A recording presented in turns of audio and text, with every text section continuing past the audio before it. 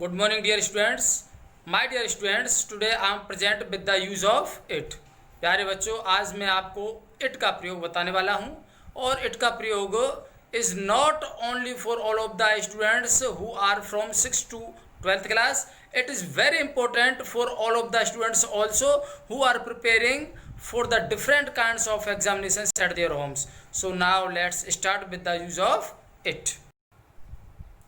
तो my dear students, आज हम आपको बताने वाले हैं यूज ऑफ इट का प्रयोग। देखिए, पहला इसका जो नियम है वह है पुनः चर्चा में। जब भी हम किसी वस्तु, प्राणी, स्थिति अथवा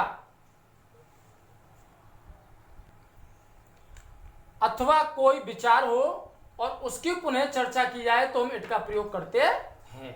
यस डियर स्टूडेंट्स, इट का मतलब होता है यह है, तो यहां पर यह के रूप में प्रयोग किया जाएगा।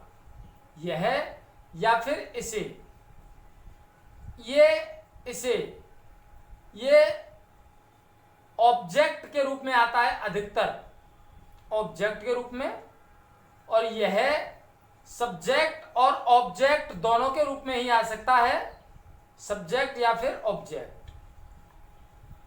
तो आप ध्यान देंगे, पहले हम पुनः चर्चा, यानी एक बार किसी चीज की चर्चा करते हैं, चाहे कोई वस्तु हो, प्राणी हो, कोई स्थिति हो या कोई ऐसा विचार हो जिसकी चर्चा हम पहले कर चुके हैं, तो उसको पुनः रिपीट करने के लिए इट से ये दर्शाते हैं कि इस चीज की पहले चर्चा हो चुकी है। तो आइए इसको हम एग्जाम्पलीफाई करते हैं। कैसे, इसके एग्जाम्पल्स हैं, जैसे I bought a book yesterday. मैंने कल एक किताब खरीदी। मैंने कल एक किताब खरीदी। अब क्या खरीदी मैंने? एक किताब। ये हुआ, मैंने एक किताब खरीदी कल। तो ये क्या चीज हो गई? एक वस्तु हो गई है, वस्तु है ये। मैंने कल एक किताब खरीदी, यह बहुत कीमती थी। तो यह की मीनिंग हम यहां सब्जेक्ट के रूप में इट लगाएंगे। It was very costly.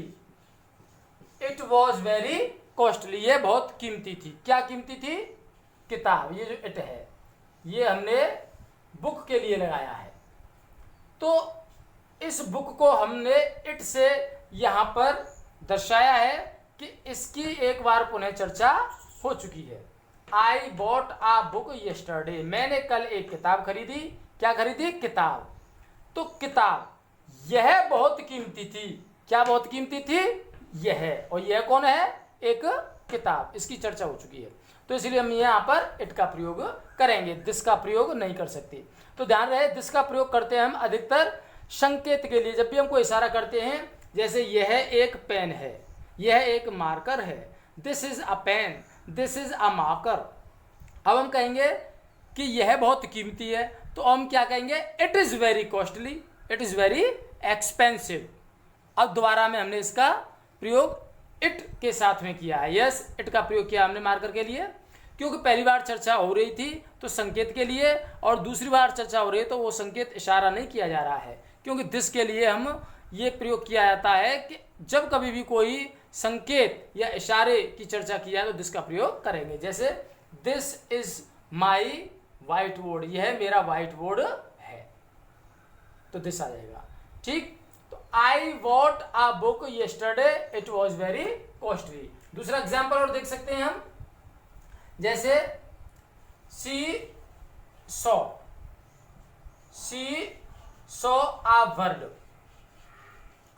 उसने एक चिड़िया देखी। उसने एक चिड़िया देखी, यह बहुत छोटी थी। It was very little. It was very little.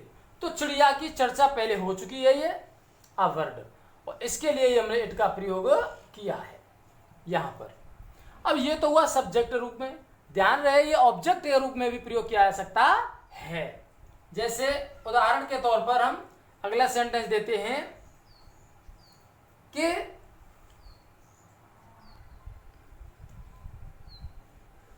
I like tea. I like T, मुझको चाय पसंद है। आई लाइक टी, मुझे चाय पसंद है। बट लेकिन आई लाइक इट, लेकिन मुझको यह कुछ ज्यादा ही गर्म पसंद है। But I like it rather hot, RATHER, rather hot, थोड़ी गर्म। तो यहां पर आई लाइक इट ये जो है चाय के लिए प्रयोग किया गया है। यहां देखिए कि चाय की चर्चा दोबारा हुई। आई लाइक टी, मुझे चाय पसंद है, लेकिन मुझे यह पसंद है रेदर हॉट, थोड़ी ज्यादा गर्म, थोड़ी अधिक गर्म मुझको पसंद है। तो ये यहां वर्ब के बाद में आया है, तो ये ऑब्जेक्ट का काम कर रहा है। इट ऑब्जेक्ट के रूप में भी प्रयोग हो सकता है। यहां इट सब्जेक्ट के रूप में काम कर रहा था, तो ये इट ऑब्जेक्ट और सब्जेक्ट दोनों के रूप में काम करता है। ये सब्जेक्ट है और ये ऑब्जेक्ट के रूप में है। तो आप दोनों तरीके से इट का प्रयोग कर सकते हैं, जैसा कि हमने पहले लिख दिया है। सब्जेक्ट है ऑब्जेक्ट के रूप में, यह है और इसी, इसका हिंदी अर्थ इसे भी होता है ऑब्जेक्ट के रूप में, लेकिन मैं इसे अधिक पसंद करता हूं, थोड़ी ज्यादा गर्म। लेकिन मैं इसे, यानी इसे किसे, चाय को। तो यहां पर आपने देखा कि इट का प्रयोग है वो ऑब्जेक्ट के रूप में है, यहां पर ये सब्जेक्ट के रूप में है, यहां भी सब्जेक्ट के रूप में है, क्योंकि ये वर्ब से पहले आ रहा है तो सब्जेक्ट, और वर्ब के बाद में अगर आता है तो ऑब्जेक्ट। तो अब देखिए नेक्स्ट उदाहरण, हमने ये वस्तु, प्राणी, स्थिति या कोई विचार के बारे में बताया। इसका दूसरा नियम देखते हैं हम। एक बार आप ध्यान से और देख लीजिए। किसी चीज की पुनः चर्चा की जाती है, कोई वस्तु हो या प्राणी हो या स्थिति हो या कोई विचार हो, तो उसके लिए हम इट का प्रयोग करते हैं, जिसका हिंदी अर्थ होता है यह या इसे। तो यह या इसे सब्जेक्ट ऑब्जेक्ट दोनों के रूप में ही प्रयोग किया जाता है। I bought a book yesterday, मैंने कल एक किताब खरीदी, यह बहुत कीमती थी। शी सॉ अ बर्ड, उसने एक चिड़िया देखी, यह बहुत ही छोटी थी। आई लाइक टी, मुझे चाय पसंद है, लेकिन मैं इसे पसंद करता हूं थोड़ी ज्यादा गर्म। तो अब ध्यान दीजिए बच्चों, नेक्स्ट हमारा जो रूल है, सेकंड रूल। अब ध्यान दीजिए, दूसरा है स्थिति बताने के लिए। आई कांट स्टैंड इट, ध्यान दीजिए, आई कांट स्टैंड इट का मतलब होता है मैं इसे बर्दाश्त नहीं कर सकता, इसे। तो यह इसे का मीनिंग है स्टैंड, या स्टैंड का मतलब होता है बर्दाश्त करना। आई कांट स्टैंड इट, मैं इसे बर्दाश्त नहीं कर सकता। और दूसरा उदाहरण हम दे सकते हैं, जैसे हाउ इज इट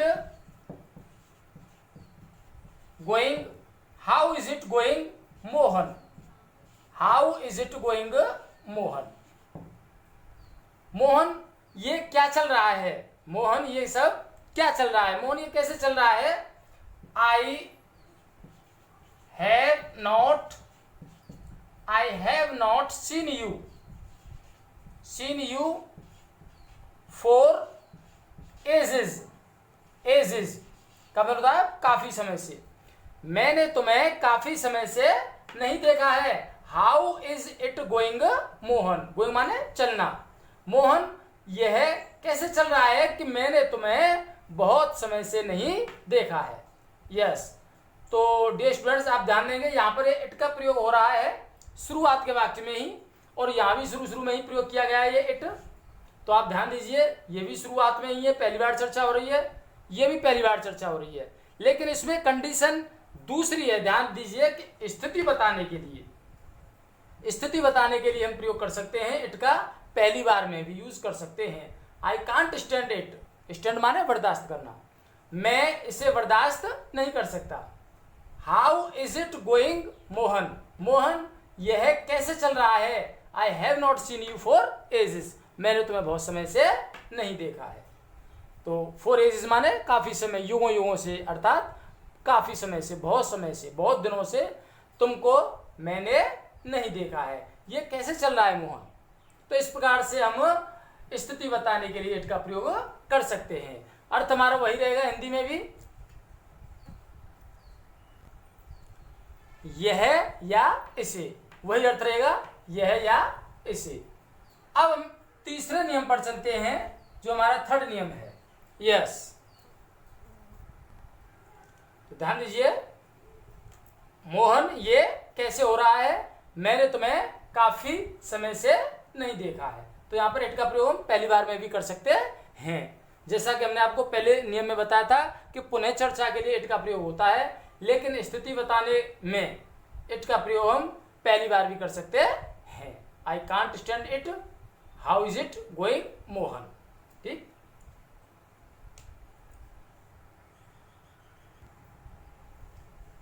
अब अगला नियम ध्यान देते हैं कि बिना सब्जेक्ट वाले वाक्य। डियर स्टूडेंट्स, कुछ वाक्य ऐसे होते हैं जिनमें सब्जेक्ट नहीं होता है, तो सब्जेक्ट के रूप में हम इट का प्रयोग करते हैं। तो उनमें इट का मतलब भी वही रहता है, यह या इसे। इसे ऑब्जेक्ट के रूप में होता है और यह सब्जेक्ट के रूप में। तो ध्यान देंगे, बिना सब्जेक्ट वाले वाक्य जिनमें सब्जेक्ट ना हो, कोई कार्य करने वाला ना हो, उनमें हम इट का प्रयोग करते हैं। जैसे it is hard for me to concentrate. It is hard for me to concentrate. Concentrate माने ध्यान को केंद्रित करना। ध्यान केंद्रित करना मेरे लिए कठिन है। मेरे लिए ध्यान को केंद्रित करना कठिन है। तो इसमें कोई सब्जेक्ट नहीं है, इसमें कोई सब्जेक्ट नहीं है, पता नहीं इसमें क्या सब्जेक्ट है, इसलिए हमने यहाँ पर इट का प्रयोग किया। दूसरा इसका नियम ये भी है कि यहाँ ये जो हार्ड है, ये जो हार्ड है ये एक एडजेक्टिव है। एडजेक्टिव का अगर प्रयोग होता है और इसमें सब्जेक्ट कोई नहीं है तो हम इट लगा सकते हैं। It is hard for me to concentrate. ध्यान को एकाग्र करना, ध्यान को एकाग्र करना मेरे लिए कठिन है। इसमें हम इट का प्रयोग कर देंगे। It's hard for me to concentrate. दूसरा sentence, it seems that we are not welcome here. ऐसा लगता है कि हमारा यहां स्वागत नहीं होता। ऐसा लगता है कि हमारा यहां स्वागत नहीं होता। तो यहां पर इट सीम्स, इट का प्रयोग किया गया है क्योंकि यहां पर भी कोई सब्जेक्ट नहीं है। ऐसा लगता है, किसको लगता है, कोई इसमें सब्जेक्ट नहीं दिया हुआ है। तो इट सीम्स का मतलब होता है ऐसा लगता है, यानी कि यह लगता है, या यह का काम कर रहा है इट, यह लगता है।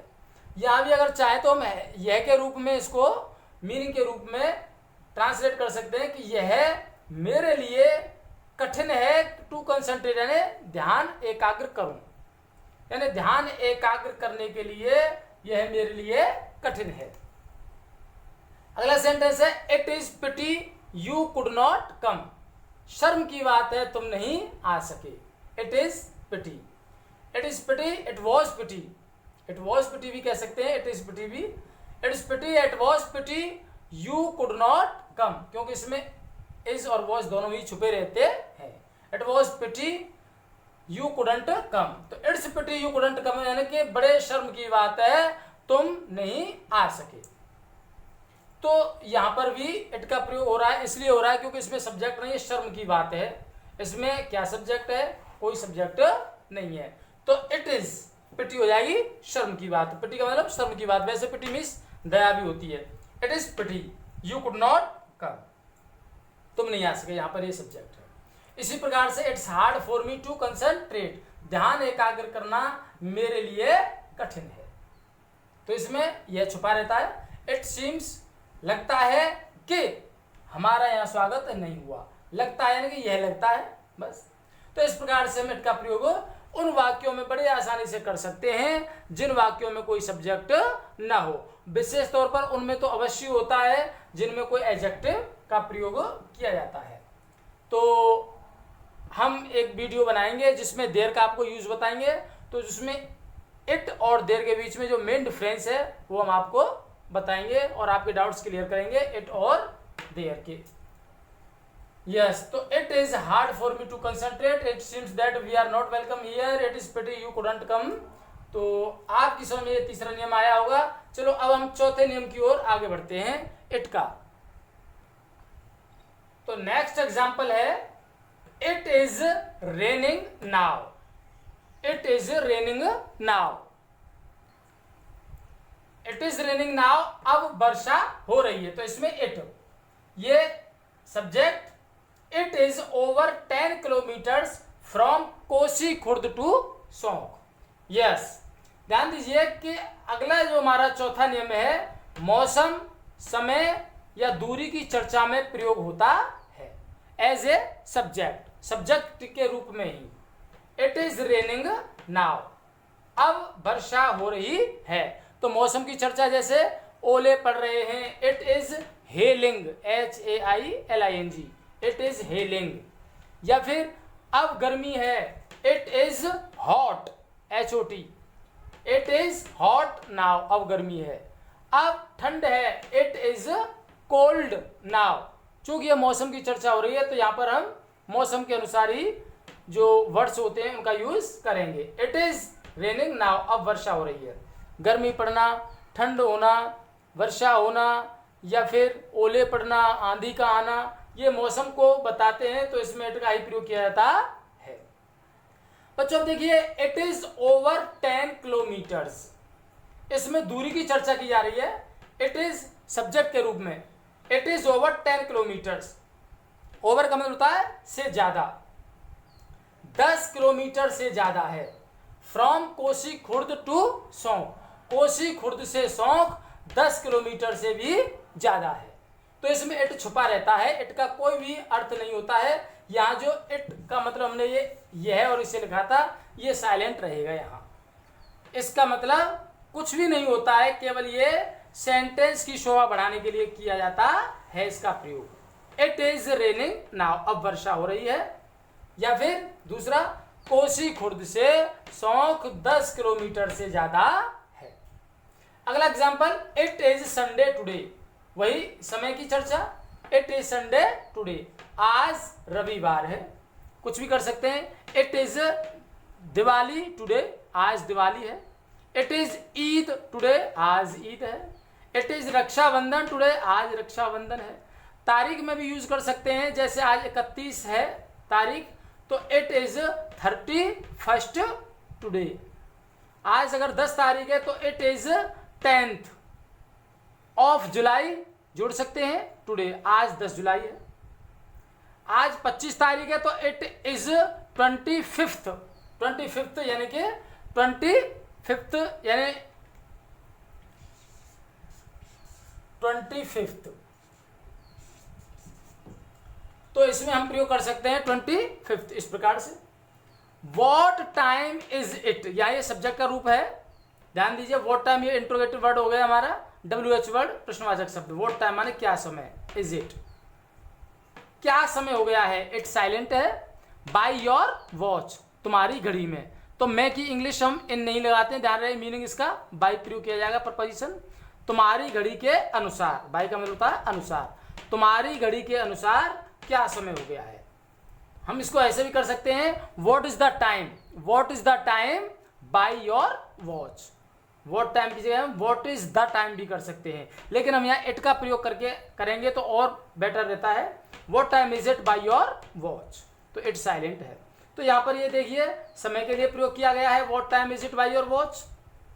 इट इज संडे टुडे, ये भी समय के लिए प्रयोग किया गया है। दूरी के लिए जैसे it is over 10 kilometres from Kosi Khurd to Saunk, जैसे चलने के लिए अभी 10 किलोमीटर हैं तो it is still 10 kilometres to cover up the distance, यानी कि डिस्टेंस, दूरी को कवर करने के लिए अभी 10 किलोमीटर और चलना है।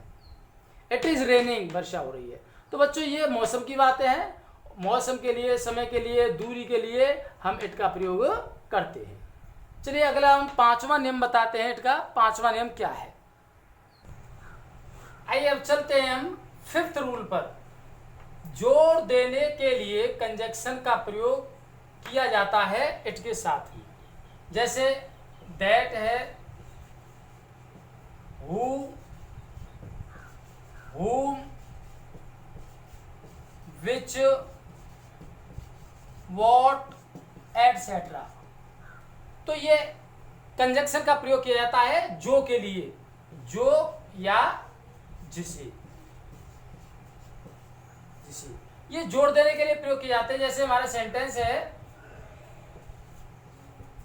इट इज आई, यहां पर मी नहीं लगाएंगे, ग्रामेटिकली करेक्ट करना है तो हमको आई लगाना पड़ेगा। वैसे इंग्लिश बोलचाल में मी का प्रयोग भी सही है, इट इज आई। ये इट इज आई ग्रामेटिकली सही है, और इट इज मी स्पीकिंग यानी कि स्पोकन इंग्लिश में बोला जाता है इट इज आई।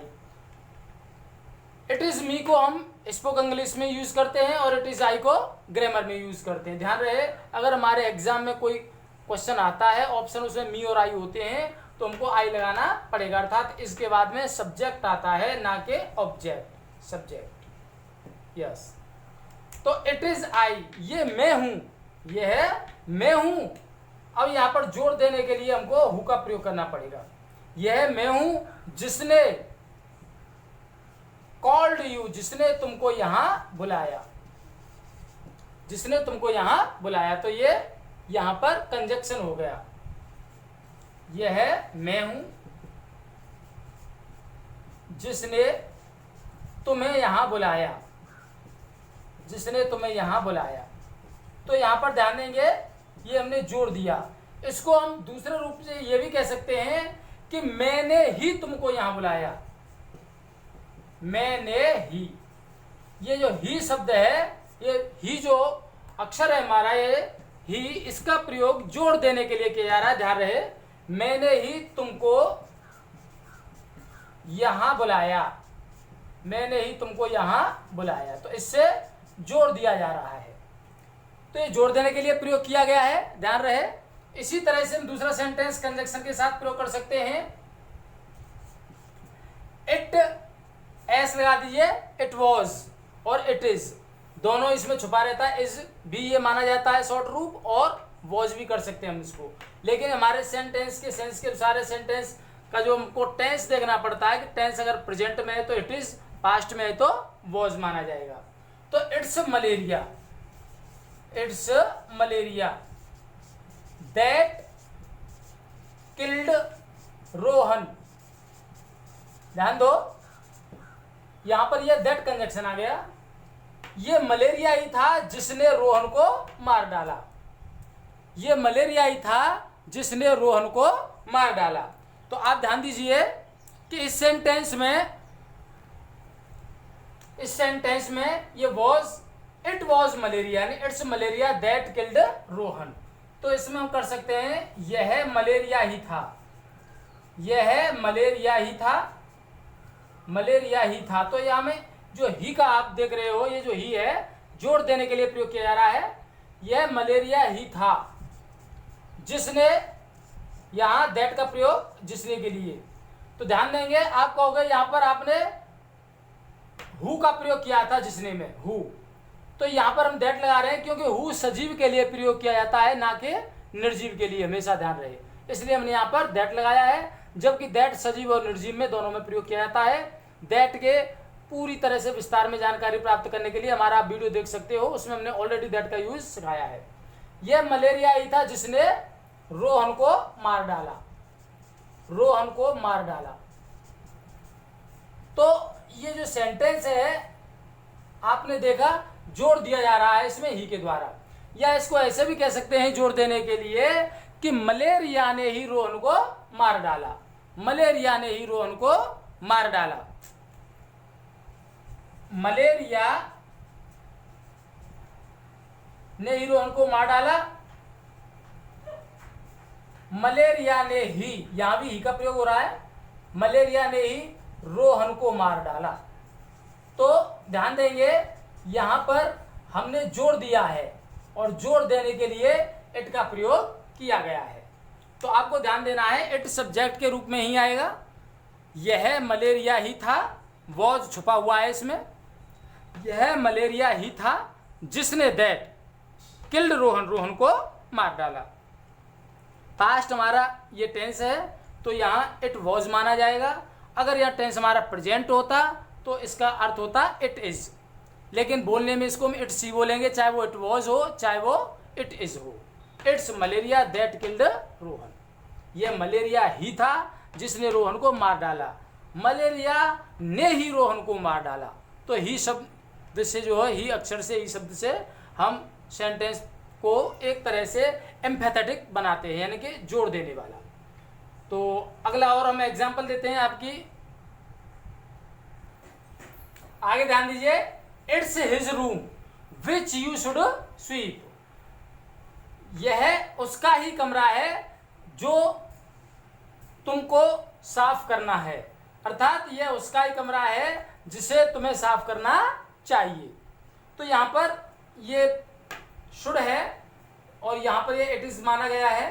तो हम क्या करेंगे, अगर शुड के साथ में हैव आ जाता, ये पास्ट हो जाता, तो ये इट वॉज हो जाता, लेकिन उच्चारण इसका इट्स ही रहता।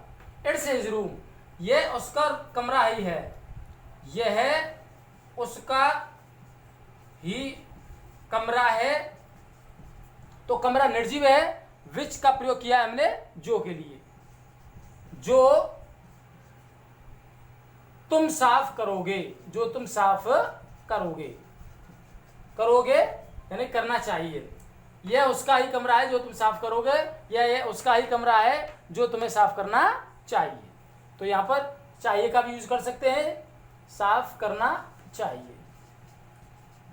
तो ये सेंटेंस जो हमारा बन गया एम्फेथिक सेंटेंस है, यह उसका ही कमरा है जो तुमको साफ करना चाहिए। तो ये ही से एम्फेथेटिक सेंटेंस हो गया, यानी कि जोड़ देने वाला वाक्य। अच्छा, अब इसको हम दूसरे तरीके से भी हिंदी में कर सकते हैं। उसका कमरा ही, जोड़ देने के लिए उसका कमरा ही, यहां पर देखो ही आ गया। किसी भी तरह से ही आना चाहिए जोड़ देने के लिए, जिस शब्द पर जोड़ दिया जाए। उसका कमरा ही तुमको साफ करना चाहिए, तुमको साफ करना चाहिए। तो यहां पर सेंटेंस में हमने जो है जोड़ लगाया, तो ये जोड़ देने के लिए इसमें कंजक्शन का प्रयोग जरूर होता है, चाहे वो विच आए, दैट आए, हु आए, हुम आए, वॉट आए, कोई भी आ सकता है, कंजक्शन अवश्य आएगा। तो ये अगला सेंटेंस और देख सकते हैं। एग्जाम्पल नेक्स्ट, इट्स या इट इज, इट इज कह लो, it is, it's your brother, ये तुम्हारा ही भाई है। हुम, जिसको, देखिए हुम का प्रयोग, ये जो हुम है जिसको। इट्स योर ब्रदर, यह तुम्हारा भाई है, जिसको आई नेवर लाइक, जिसको मैं कभी पसंद नहीं करता। यह तुम्हारा ही भाई है, जोड़ दे रहे हैं, यह तुम्हारा ही भाई है, भाई है जिसे मैं कभी पसंद नहीं करता, मैं कभी पसंद नहीं करता। तो इस प्रकार से हमने इसको ट्रांसलेट किया। इट्स योर ब्रदर हुम, ये कंजक्शन हमने जोड़ दिया, हुम आई नेवर लाइक। अब दूसरे तरीके से ही पर जोड़ डालने के लिए, तुम्हारे भाई को ही मैं कभी पसंद नहीं करता हूं, या तुम्हारे भाई को ही, भाई को ही जोड़ दिया हमने ही के द्वारा, ये रहा, तुम्हारे भाई को ही मैं कभी पसंद नहीं करता हूं, मैं कभी पसंद नहीं करता हूं। तो हिंदी में आप किसी प्रकार से सेंटेंस कर सकते हैं, ऊपर वाले तरीके से या इस तरीके से, लेकिन इंग्लिश में एक ही प्रकार से होगा। ठीक, यहां पर हमने कंजक्शन का यूज किया। तो now dear students, I think you are getting interest in this video. तो प्लीज़ अब आप इसको ध्यान से समझें। इसमें अगर आपको कोई भी डाउट नज़र आ रहा हो तो उसको हम क्लियर करेंगे आपके कमेंट बॉक्स के द्वारा। आप कमेंट बॉक्स में हमें कमेंट जरूर करें और इसको बहुत ही अच्छी तरीके से ध्यान लगा करके वीडियो को देखते रहें। अब हम आपको छठवां नियम बताते हैं कि इट का छठवां नियम कहाँ प्रयोग और किस तरीके से प्रयोग किया जाता है।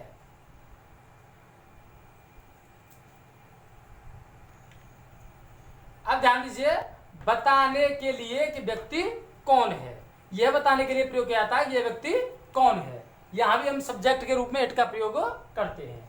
जैसे यह मैं हूं, यह मैं हूं, इसको मैं ऐसे भी कह सकते हैं, मैं हूं, मैं हूं।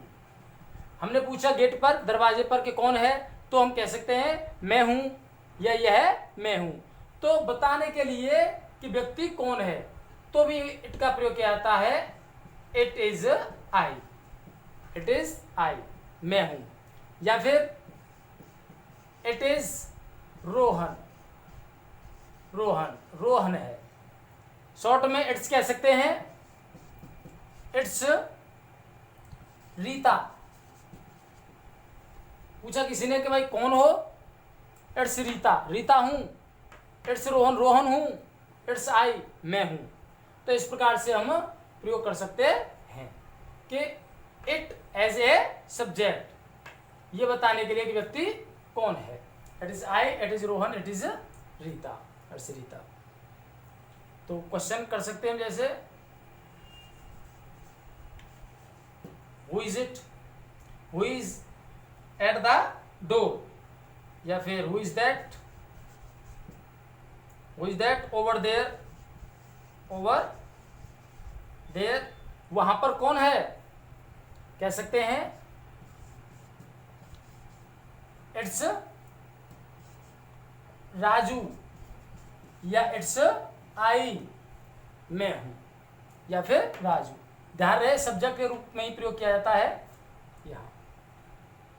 अब हम आपको सेवेंथ रूल बताते हैं। सेवेंथ रूल में आपको ध्यान देना है, ये किसी बच्चे के लिए प्रयोग किया जा सकता है, बच्चे के लिए प्रयोग किया जाएगा, इट का प्रयोग कर सकते हैं। जैसे जैसे हमने प्रयोग किया इट इज माई बेबी, यह मेरा बच्चा है, यह मेरा बच्चा है। इट इज हिज चाइल्ड, ये उसका बच्चा है, यह के रूप में प्रयोग कर सकते हैं। तो यहां इट का प्रयोग यह से होता है। या फिर हम इसको साइलेंट भी रख सकते हैं, इट इज आई, यह मैं हूं, या फिर केवल मैं हूं। इट इज हिज चाइल्ड, ये बच्चे के लिए प्रयोग किया जा सकता है। तो हमने आपको ये 7 नियम बताए। 7 नियमों में आपने बहुत ही अच्छी तरीके से इंटरेस्ट लेकर के I think must have understood everything clearly, सारा कुछ आपने अच्छी तरह से सीखा होगा। फिर भी अगर आपको कोई डाउट्स हैं तो आप कमेंट सेक्शन में हमें कमेंट जरूर करें। Dear students, how did you find our videos?